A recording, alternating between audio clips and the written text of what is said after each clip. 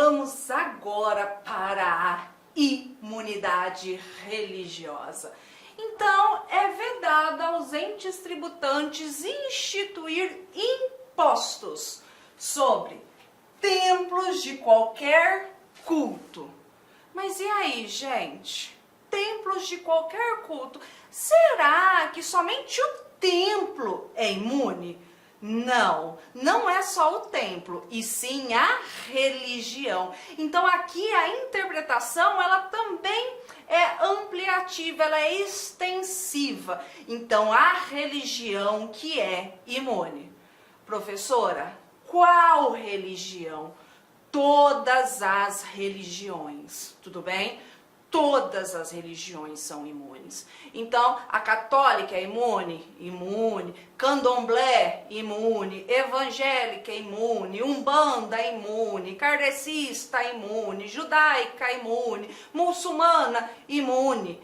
Por quê? Porque, graças a Deus, nós vivemos em um estado laico. E a ideia desta imunidade é justamente o que? Nós temos a nossa liberdade religiosa e dizem que a religião faz bem. Então vamos propagar a religião. Por isso da imunidade.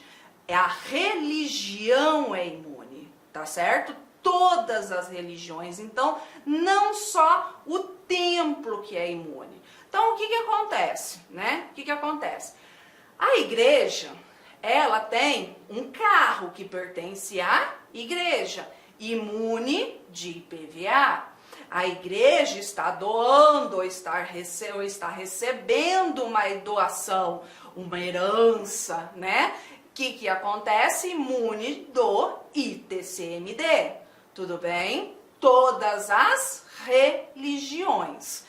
E aí a gente acaba, né, adentrando nas questões mais polêmicas. E aí, professora, e a maçonaria? A maçonaria é imune?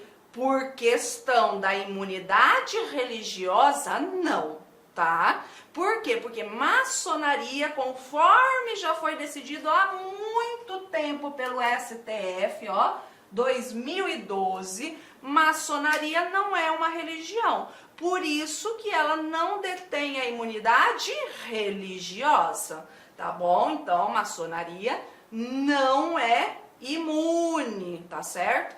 E aí, o que acontece? Quando é voltada para suas finalidades essenciais para que foram constituídas, também amplia essa imunidade no seguinte sentido.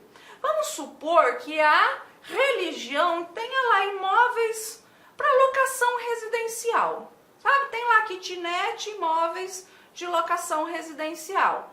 O que acontece? Nesse sentido, se aquele dinheiro volta para a finalidade para a qual ela foi constituída do aluguel, aqueles imóveis permanecem imunes, tá? Permanecem imunes. Então, muito cuidado. A religião é imune. Então, a casa do padre, se pertence à igreja, imune. O carro do padre que pertence à igreja, regra geral, imune. Agora, a casa do pastor, que pertence ao pastor, se ele mudar de igreja, a casa continua sendo dele, não é imune. O carro do pastor, que pertence a ele, se ele mudar de igreja e carrega o carro embora, não é imune, porque não pertence à religião. E aí? E cemitério, né? Cemitério. Eu tenho um problema com cemitério, eu adoro cemitério, adoro. Tanto é que foi eu que tirei essa foto aqui, lá em Ouro Preto. Ou Tiradentes. Não lembro agora se foi Ouro Preto ou foi Tiradentes. Por que nós enterramos os nossos mortos? Por que a gente enterra os nossos mortos? Por que a gente não joga no rio, não tritura e põe no saco de lixo? Feio, né? Por quê? Porque isso, gente, é uma tradição religiosa. A questão funerária é uma questão religiosa nossa. Por isso que os cemitérios que pertencem à igreja e são administrados pela igreja, imune. O cemitério privado lá não é imune não, tá, gente? Tá vendo a situação do que... Deixa eu ver se agora vocês conseguem entender. Por que eu falei para vocês que a Nossa Senhora vendida pela igreja é imune do IPI, do ICMS? Porque pertence à igreja, é uma cultura religiosa, é uma tradição religiosa. Mesmo que tenha empresas privadas que vendem ou fabricam as santinhas para vender no mercado privado, não vai interferir na livre concorrência. A ideia do cemitério é a mesma coisa.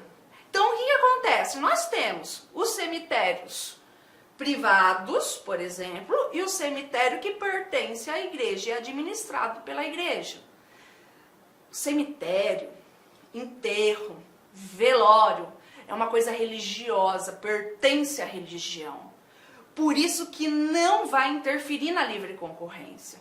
Por isso que o cemitério administrado, gerido pela igreja, imune. O privado não é imune, não é imune. Não fere a livre concorrência, porque a questão do sepultamento e assim por diante é algo que pertence à igreja, é da religião. Aqui eu trouxe para vocês, então, aqui tá a igreja, tá, gente? Ó, aqui tem uma igreja e tem esse cemitério anexo à igreja, que é ela que toma conta. Este cemitério imune, tá bom? Agora, atenção! Isso vai cair em prova? Ah, eu acho que não. Brincadeira, vai chover. Vai chover. Eu não vou adentrar no mérito da questão aqui para vocês da constitucionalidade ou não desta emenda constitucional, porque não é isso que vai cair no seu concurso. O que vai cair no seu concurso é, por enquanto, a literalidade, porque nós não temos decisão com relação a isso. Veio uma emenda constitucional deste ano, a emenda constitucional 116 de 2002, então muito cuidado com questões antigas com relação a isso, tá? Porque assim, a gente sempre aprendeu, todos os livros trazem, todas as aulas traziam, todas as questões eram da seguinte forma: o imóvel pertence à igreja, imune de IPTU. A igreja locou um imóvel do José. Não havia imunidade. Por quê? Porque IPTU, o contribuinte do IPTU é quem tem a propriedade, ou o domínio útil, ou a posse com ânimos de dono.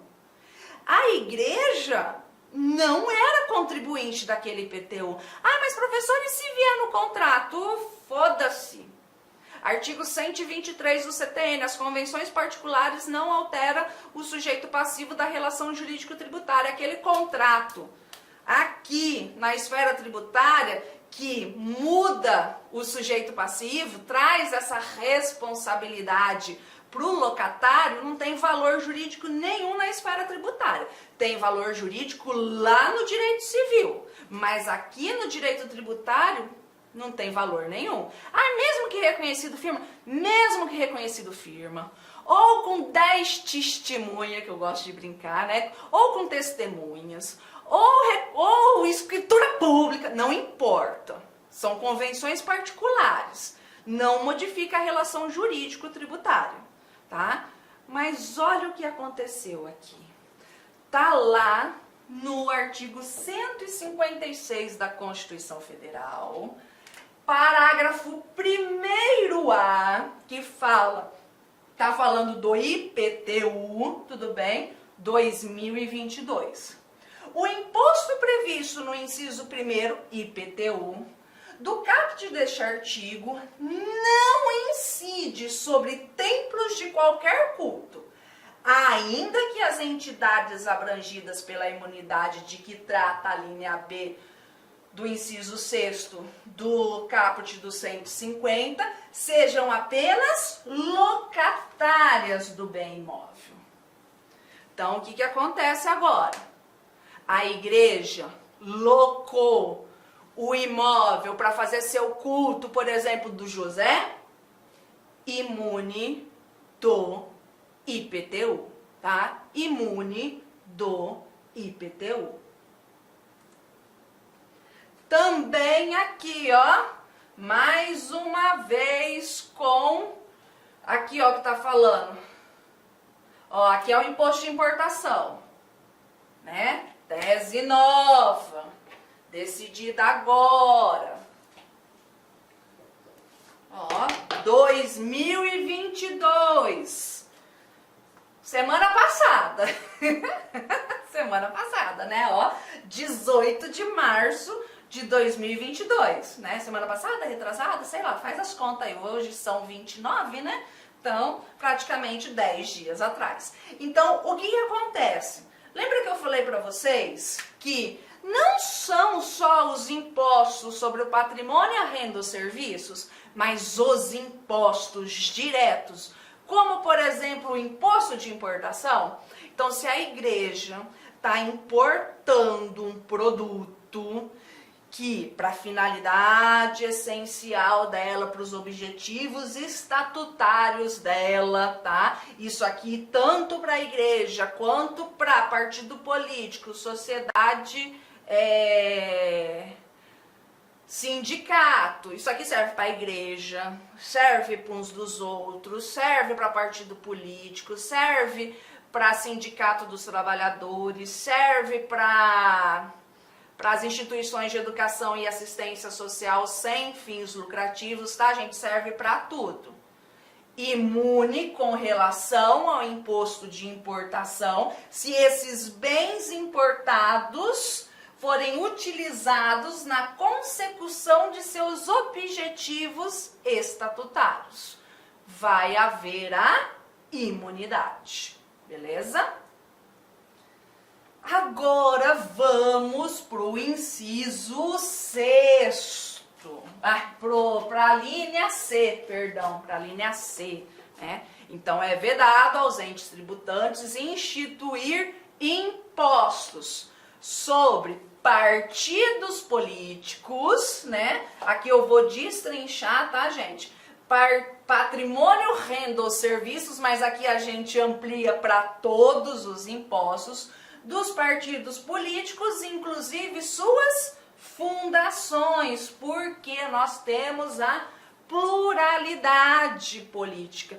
E a gente está numa democracia, então a Constituição entende que tem que dar uma forcinha para os partidos políticos, trazendo então a imunidade. Aí nós temos também, né, do Sindicato dos Trabalhadores. Muito cuidado, tá? Muito cuidado. Os sindicatos são imunes? Não. Os sindicatos não são imunes. O sindicato dos trabalhadores é que são imunes. O sindicato patronal, o sindicato dos empregadores, o sindicato do patrão não é imune. Isso cai muito em prova para te confundir. Por que o sindicato patronal não é imune, professor? Porque ele tem dinheiro. E a ideia de sindicato não é ter o sindicato do patrão, para o patrão brigar pelos direitos dele. A ideia é ter o sindicato dos trabalhadores, para os trabalhadores terem melhores condições de trabalho e poderem brigar por causa disso. Então, o sindicato dos trabalhadores é que são imunes. Dos empregadores patronais, não. Tudo bem? Das instituições de educação sem fins lucrativos, tá? Sem fins lucrativos. Muita gente pergunta o seguinte: professora, um colégio salesiano, né? Colégio de padre, colégio salesiano, o colégio adventista, por exemplo, eles são imunes, né? Em razão da religião, não. Tá? Não. O colégio salesiano, só porque ele pertence à igreja, a escola salesiana, só porque pertence à igreja, não é imune, porque interfere na livre concorrência. A função da igreja não é ter escola. A função da religião não é ter escola. Tá? Mas pode ser imune, né? Se não tiver fins lucrativos. Tudo bem? Então, a instituição de educação sem fins lucrativos, imune com relação aos impostos. A instituição de educação e assistência social sem fins lucrativos, imune com relação aos impostos e às contribuições sociais. Já vou mostrar para vocês. Então, por isso que o interessante não é você só ser escola sem fins lucrativos. O interessante é você ser escola e assistência social sem fins lucrativos, porque daí você não vai ser imune só com relação aos impostos, mas também com relação às contribuições previdenciárias, que essa aí tem um impacto ferrenho numa empresa. Então, por isso que tem bolsa nas escolas sem fins lucrativos. Assim, em tese, tem bolsa, assistência social. Tem algumas universidades, por exemplo. Por que você vai no NPJ? Para aprender. Por que você tem hospital universitário para aprender? Você não atende o necessitado? Você não está fazendo uma benesse para a sociedade? Você não é uma instituição de assistência social? Plantei na sua cabeça. Entendeu? Né? Olha para a sua faculdade, olha para a faculdade que você fez. Mas, enfim, então vamos propagar a educação, né? E de assistência social, então tá lá, né? Instituição de educação e ou assistência social sem fins lucrativos.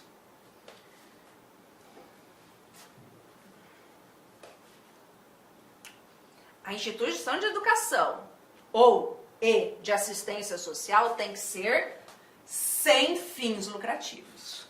Aí não pode ter lucro, professor, se não tiver lucro, quebra. Fecha as portas. É lógico que tem que ter lucro. Só que não pode esse lucro voltar para os seus dirigentes. Tem que ser reinvestido na instituição. Sem fins lucrativos não significa não ter lucro, tudo bem? Mas que não pode dividir esse lucro entre os seus sócios, entre os seus associados, entre os seus acionistas. Tá bom, gente?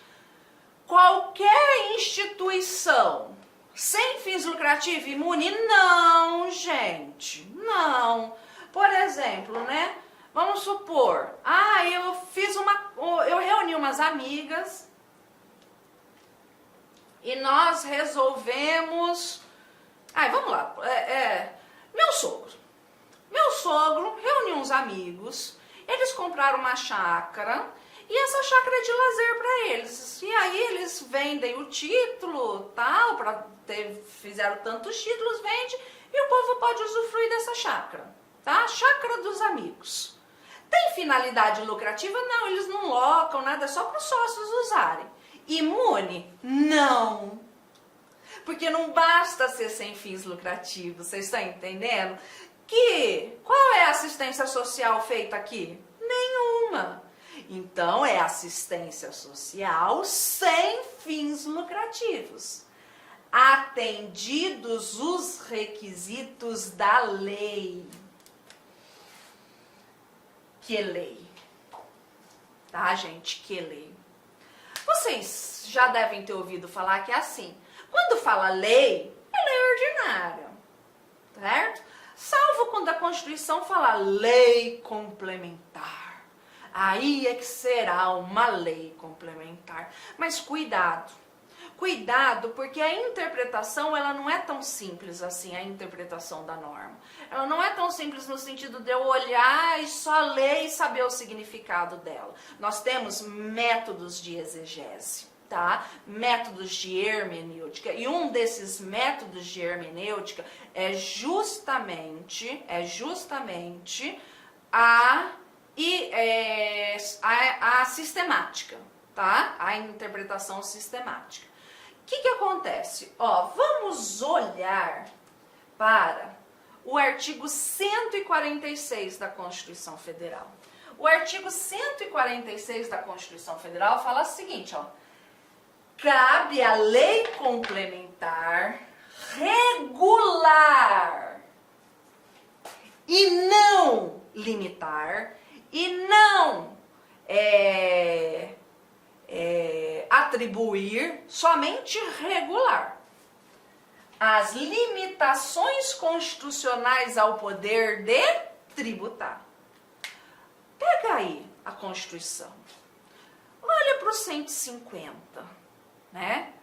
Dá uma olhadinha para cima dele, entre o artigo 150 e o artigo 149. Dá uma olhadinha, né? 149A, dá uma olhadinha, tá lá. Seção 2, das limitações ao poder de tributar. Então, o que está lá no 145, os princípios, são limitações ao poder de tributar. No artigo 150, perdão. Nossa imunidade não está lá? Está lá, então, imunidade impõe limite ao poder de tributar, pois amputa, restringe competência tributária. E para regular, precisa de lei complementar. Então, por isso que a doutrina, a jurisprudência, o STF, tudo. Lê como que a gente lê isso daqui, né? Atendidos os requisitos da lei complementar. Beleza? Atendidos os requisitos da lei complementar. Com relação aos impostos dessas instituições de educação e ou assistência social, basta, com relação aos impostos, seguir o que está estabelecido no artigo 14 do CTN. Porque o CTN tem força de lei complementar. E o que o CTN fala, né? Que não pode distribuir qualquer parcela de seu patrimônio ou renda, aplicar integralmente no país e manter, né, as obrigações acessórias. Beleza? Para a imunidade, onde estar prevista em lei complementar, STF. Então, com relação aos impostos, com relação à imunidade dos impostos, basta seguir o artigo 14 do CTN. Por que eu estou falando com relação aos impostos? Tá aqui mais entendimentos para vocês lerem. Por que eu estou falando isso? Por causa do seguinte.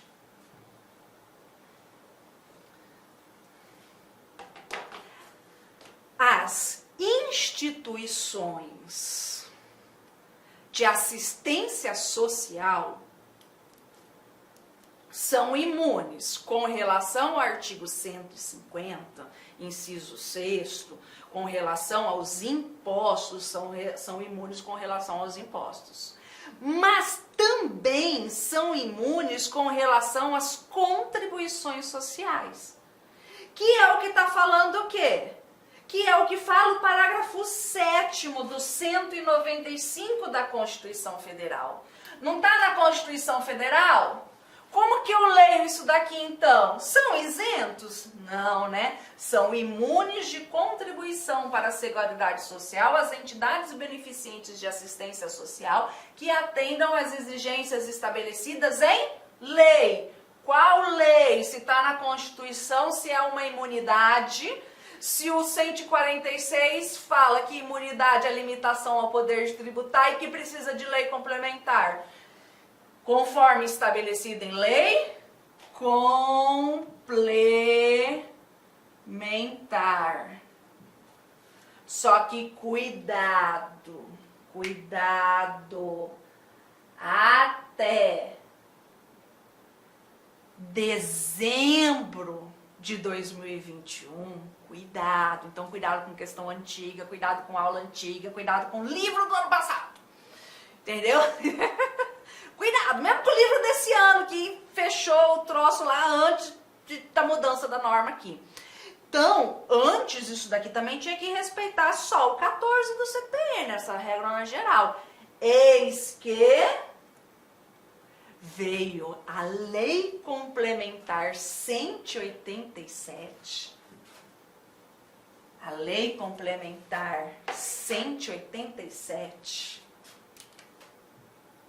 de 16 de dezembro de 2021, que trouxe muito mais burocracia, muito mais requisitos para essa entidade de assistência social conseguir a imunidade da contribuição social, das contribuições sociais. Então, essa Lei Complementar 187, ela não fala com relação aos impostos. Ela fala com relação às contribuições sociais.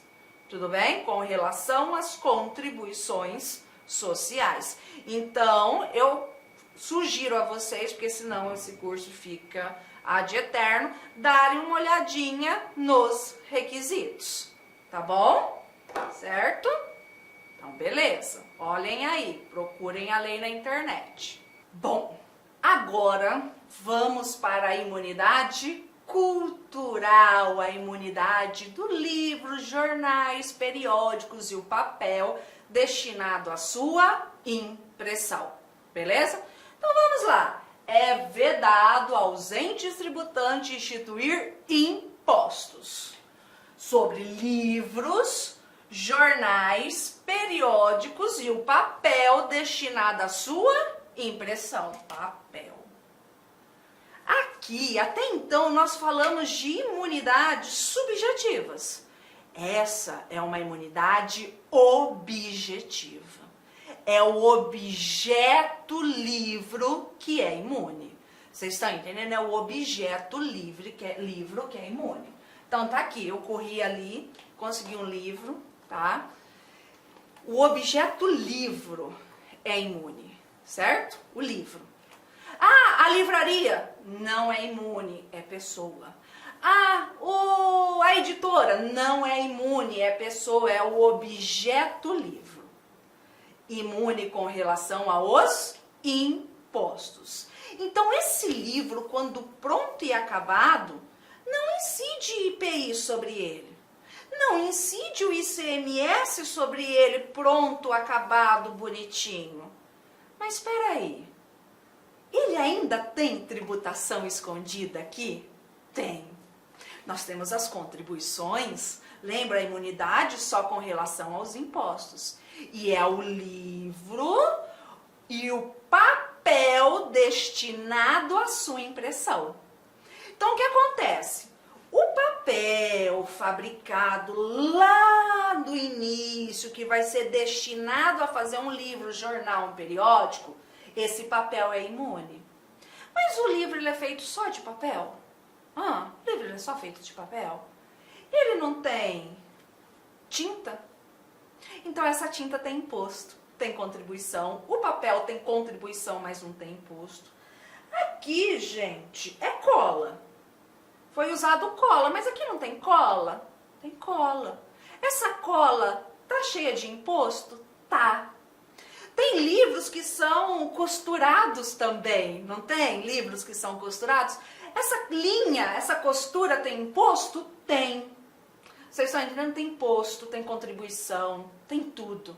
Se às vezes você tá aí com um vadimeco, não tem aquele cordãozinho no vadimeco? Tem um cordãozinho no código no vadimeco.